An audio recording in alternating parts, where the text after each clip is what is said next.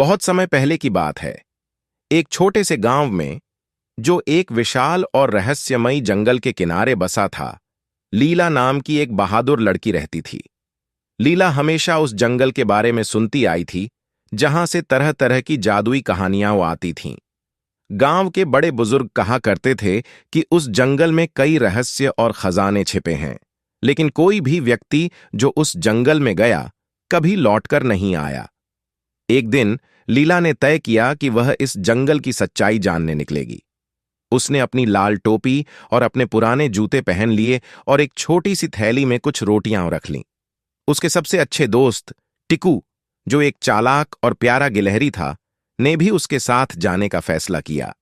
जादुई जंगल की शुरुआत जैसे ही लीला और टिकू जंगल के भीतर पहुंचे, उन्हें चारों ओर चमकते पेड़, हरे भरे पौधे और रंग बिरंगे फूल दिखाई दिए। लेकिन यह कोई आम जंगल नहीं था, यह जादुई था। पेड़ आपस में बातें कर रहे थे और हवा में कुछ अदृश्य संगीत बज रहा था। अचानक एक बूढ़ा उल्लू उनके पास आया और बोला, ओह, कोई इंसान यहां बहुत दिनों बाद आया है। तुम यहां क्यों आई हो? लीला ने कहा, मैं इस जंगल का रहस्य जानना चाहती हूं। क्या आप मेरी मदद कर सकते हैं? उल्लू ने अपनी बड़ी बड़ी आंखों से लीला को देखा और कहा, अगर तुम सचमुच बहादुर हो तो तुम्हें जंगल के राजा का खोया हुआ ताज ढूंढना होगा। यह ताज तब से खोया हुआ है जब से बुरी जादूगरनी ने उसे चुरा लिया। केवल वही इस जंगल को फिर से खुशहाल बना सकता है। ताज की खोज। लीला और टिकू उल्लू की बात सुनकर ताज खोजने निकल पड़े। चलते चलते वे एक जादुई नदी के पास पहुंचे। नदी की लहरें सोने जैसी चमक रही थीं। तभी एक जलपरी उभर कर आई और बोली, तुम ताज की खोज में हो, है ना? तुम्हें नदी पार करनी होगी, लेकिन पहले एक पहेली हल करो। जलपरी ने पहेली दी, वो क्या है जो जितना ज्यादा हो उतना ही कम लगता है? लीला ने थोड़ा सोचा और फिर मुस्कुराते हुए कहा, भूख। जलपरी खुश होकर बोली, तुमने सही जवाब दिया। अब मैं तुम्हें नदी पार करने का रास्ता बताऊंगी।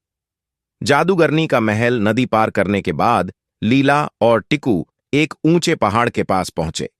पहाड़ के ऊपर जादूगरनी का काला महल था। वे चुपके से महल के अंदर घुसे, जहां चारों ओर अंधेरा था।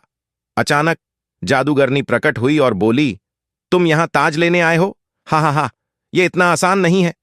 जादूगरनी ने अपना जादुई छड़ी घुमाई और पूरा महल हिलने लगा। लेकिन लीला ने हिम्मत नहीं हारी। उसने अपनी जेब से एक पुरानी झड़ी निकाली जो उसकी दादी ने उसे दी थी और उसे जादूगरनी की ओर फेंका। झड़ी से एक तेज रोशनी निकली और जादूगरनी अंधी हो गई। उसी वक्त टिकू ने तेजी से ताज उठा लिया। जंगल का उद्धार ताज लेकर लीला और टिकू वापस जंगल के राजा के पास पहुंचे, जो एक बड़े पेड़ की आत्मा थी। राजा ने ताज पहनते ही जंगल में नई ऊर्जा का संचार कर दिया।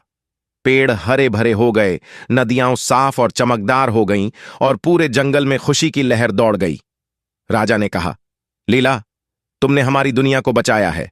अब से यह जंगल हमेशा तुम्हारा मित्र रहेगा। जब भी तुम्हें मदद की जरूरत हो, यह तुम्हारे साथ होगा। लीला मुस्कुराई और अपने गांव की ओर लौट गई, इस विश्वास के साथ कि उसने एक महान साहसिक यात्रा पूरी की है। इस तरह लीला और टिक्कू ने जादुई जंगल को बुरी जादूगरनी से बचाया और उसकी खोई हुई खुशियां वापस लाई। अब लीला जान गई थी कि साहस और बुद्धिमानी से किसी भी मुश्किल को हल किया जा सकता है।